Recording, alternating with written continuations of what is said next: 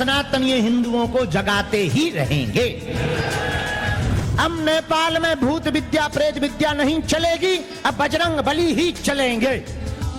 हिंदुस्तान के नए poster boy और चमत्कारों से करोड़ों लोगों का दिल जीतने वाले बाबा बागेश्वर आजकल नेपाल में बाबा का दिव्य दरबार सजा। हनुमान जी संकट मोचन है। जो भी हनुमान जी के चरणों में जुड़ता है, राम नाम का जप करता है, पर्चा बने या ना बने, बागेश्वर बालाजी की ऐसी कृपा है कि उसका काम सफल हो जाता है। रोग में, संकट में, व्याधि में, पीड़ा में आराम तो लगने ही लगेगा, बागेश्वर बालाजी की कृपा भी हो जाएगी। बाबा को देखने और उनसे मिलने का क्रेज जिस तरह भारत में देखा जाता है, बिल्कुल उसी तरह नेपाल में भी देखने को मिल रहा है। जगह अलग है, देश अलग है, लेकिन बाबा के भक्तों का सैलाब वैसा ही है जैसा हिंदुस्तान में देखने को मिलता है। अच्छा, ठटरी कौन कौन जानता है? अच्छा, तुम लोग ठटरी जानते हो? अरे मान लिया तो हमको तो लग रहा है कि हम भारत में ही बैठे हैं। सच बताएं, नेपाल आकर के हमको बहुत आनंद आ रहा है। अब हम नेपाल आते ही रहेंगे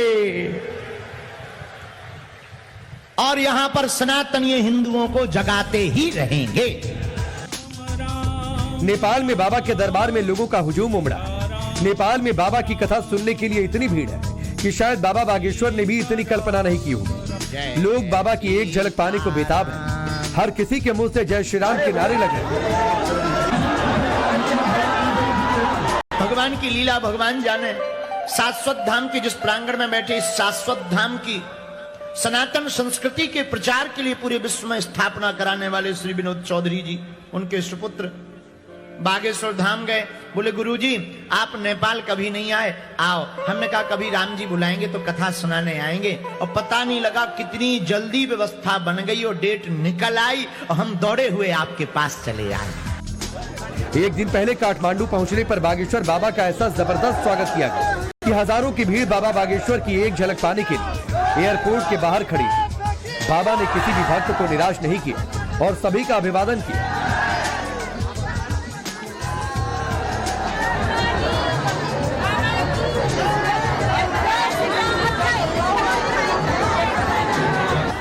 काठमांडू पहुंचने पर बाबा बागेश्वर पशुपतिनाथ मंदिर भी पहुंचे। यहाँ उन्होंने भगवान शिव के दर्शन और पूजन किया।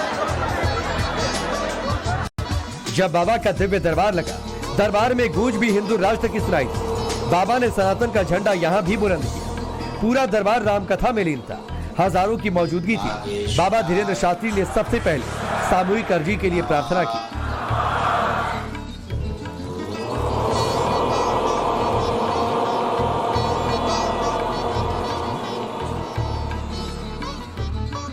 पूरा दरबार खचाखच भरा हुआ।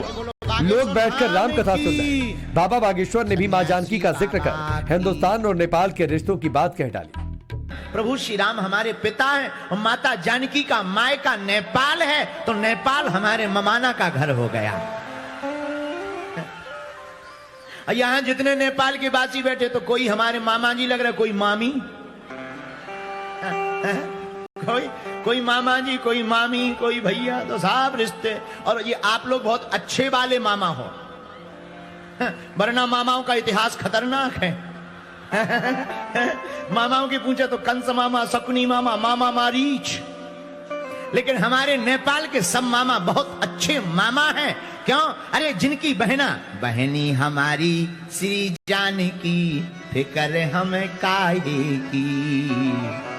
बहनी हमारी श्री जानकी, फिक्र हमें।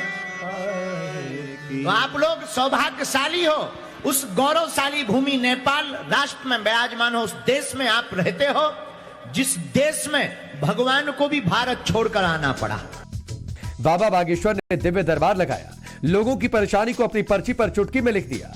बाबा के चमत्कार का जीता जागता उदाहरण नेपाल की धरती से आप भी देखिए। तुरंत प्रभाव किया जाए। नाती की समस्या है, दोनों पैरों में दिक्कत है, शरीर में चल नहीं पाता, कमजोर है, उसको झटका भी लगते हैं, ब्रेन भी उसका कमजोर है, नसें सूख रही हैं, शरीर घट रहा है, 40% आराम आज से ही लगने लगेगा। जाओ, आशीर्वाद है। पंडित धीरेन्द्र शास्त्री न केवल परेशानी बताते हैं बल्कि उसका समाधान भी करते हैं।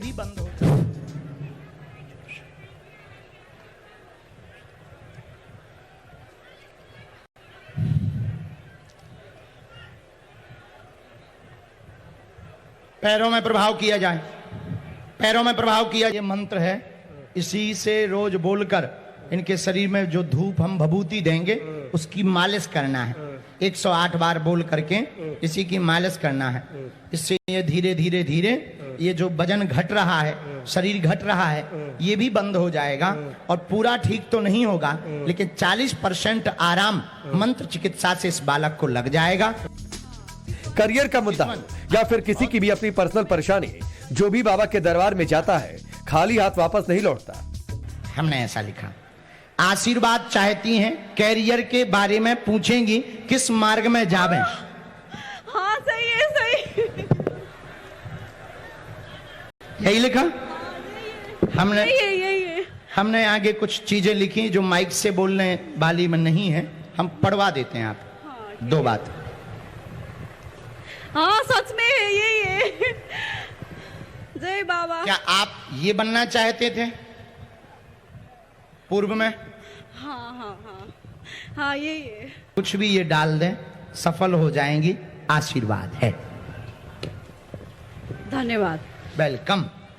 और आप चूंकि पूर्व में तो शुरू में आप देखने आई थी कि क्या सत्यता है, हमको एक बार हर हाल में मिलना है, आपकी पहले ये मनोकामना थी। पर दरबार में आपने अर्जी यहाँ खड़े खड़े लगाई थी कि अगर वो हमें नजदीक बुला लेंगे तो हम मानेंगे कि इनके पास शक्ति है, इसलिए हमने तुम्हें बुलाया है।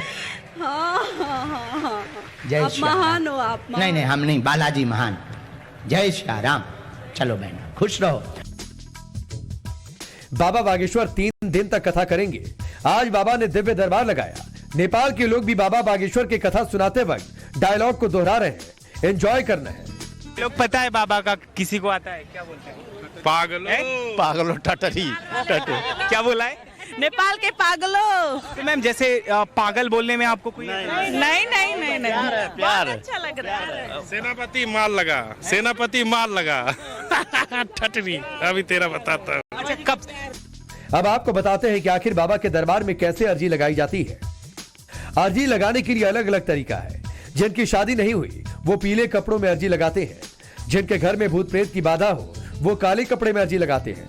जबकि जिन लोगों की सामान्य समस्या होती है वो लाल रंग के कपड़े में अपनी अर्जी लगाते हैं। ये पहली बार नहीं है जब बाबा विदेशी धरती पर हुंकार भर रहे हैं। इससे पहले ब्रिटेन की धरती पर बाबा बागेश्वर पहुंचे थे। जिन अंग्रेजों ने भारत को कभी गुलाम बनाया, वहां भी बागेश्वर ने सनातन का राग छेड़ा था। सनातनी हिंदू एकता की बात कही थी।